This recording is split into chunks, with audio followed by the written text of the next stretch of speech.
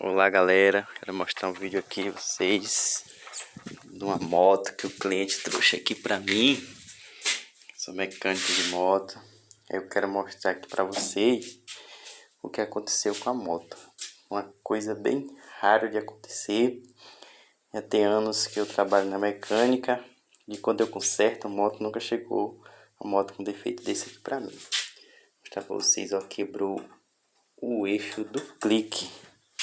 Aí também ele me falou que a moto apresentava um barulho, entendeu?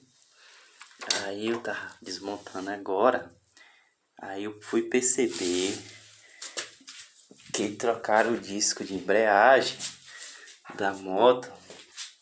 Eu acho que quem trocou não tinha a chave adequada e tirou a porca aqui na pancada, entendeu? Essa porca aqui.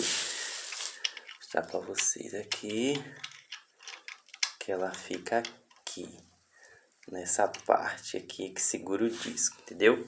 Ó como tá a situação dela, toda arregaçada.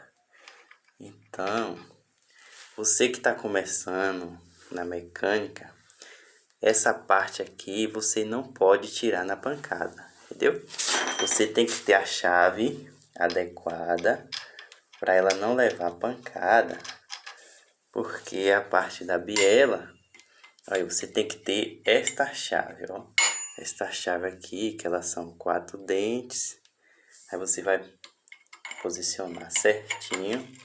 E aí você usa uma mão de força para você retirar, entendeu? Aí eu quero alertar aí os mecânicos que estão começando. Não tire essa porca na pancada. Porque essa moto tá com barulho no motor. Quebrou esse eixo.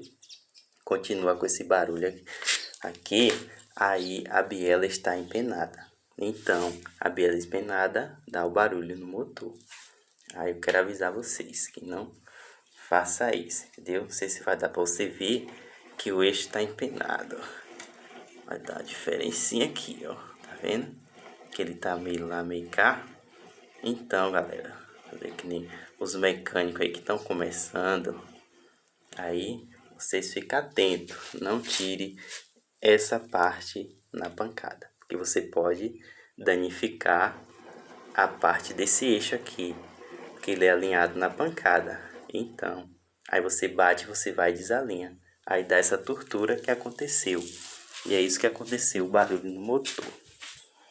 Vou mostrar aqui para vocês melhor. Você vê que aqui você vai ver uma diferencinha. Que eu segurando aqui o celular ficar ruim.